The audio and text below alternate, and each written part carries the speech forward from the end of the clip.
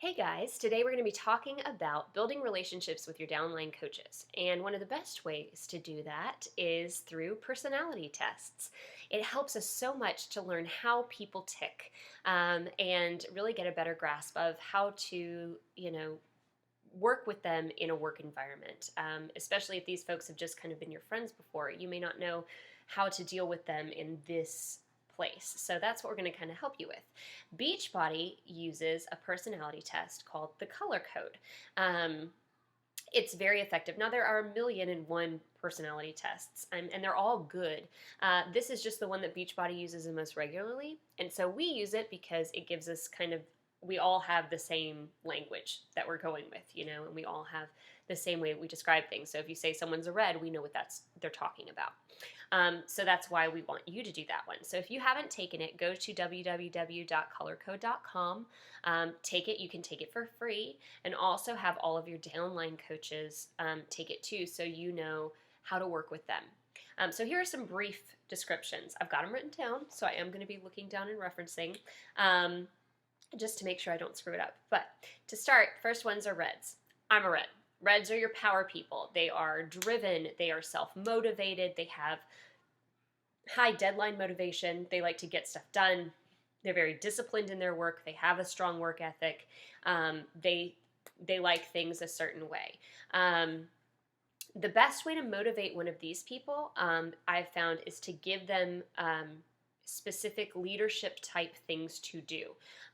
Like whereas somebody else might be motivated by, I don't know, more words of affirmation or something like that. And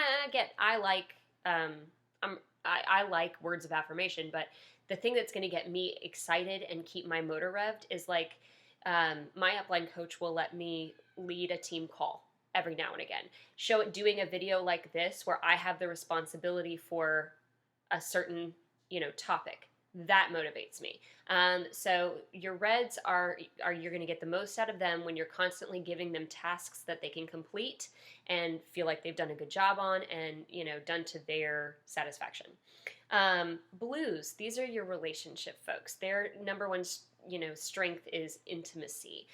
They're great relationship builders. They like having a purpose. They are loyal and sincere and thoughtful. They have a gift of service. They love to serve people. They will be motivated by, as we all are, but they're specifically motivated by the people that they're helping and what they're able to do for them. But they're going to love something like words of affirmation. They're going to love if you take the time on a page to publicly say, look what a good job, Sarah's doing today. This is what she managed to do last week work-wise. Congrats, Coach Sarah, you did awesome. Those are the kind of things that are going to keep them going because it's going to give them that emotional feeling. It's like a hug. Like they're just motivated by a hug.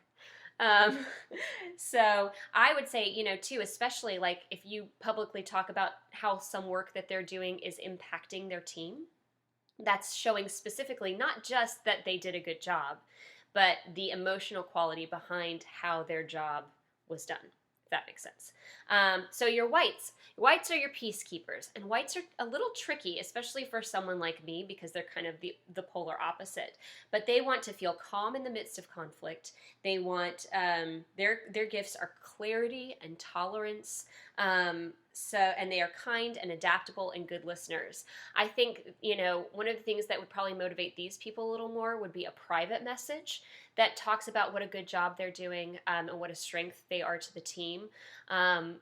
They might not be as wanting of a lot of public, acknowledgement, but if you are constantly saying to them, you've done a really good job, maybe, a note after a particularly difficult week that says, that was a tough week, but we came through it. Just gentle encouragement because they are a gentle soul.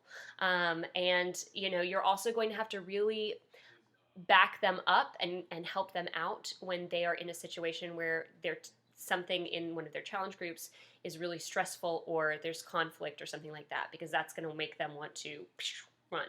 So make sure you can be kind of a source of strength for them when there's conflict. And finally, your yellows. I love yellows. Oh, I just love them. They are your party people. They are your fun. Their main quality is fun, and they want to be having fun. Now, the problem with that is when it's not fun anymore, they're like, "See ya." So you have to keep them. You have to keep them engaged and keep the fun stuff going so that they can. Remember why they started in the first place and enjoy why they started in the first place. So they are live in the moment. They are enthusiastic. They're the kind of people that challengers want to follow because they're like, oh, she's awesome. I want to be in her group.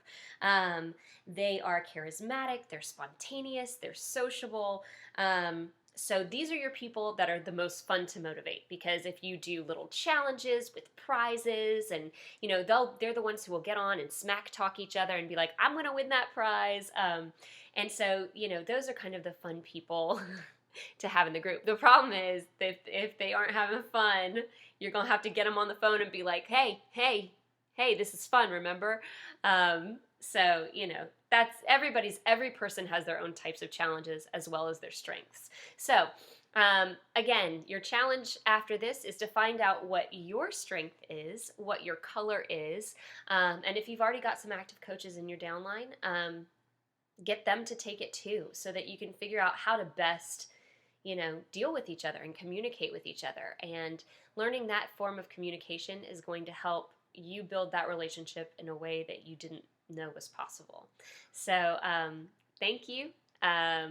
This Red is signing off.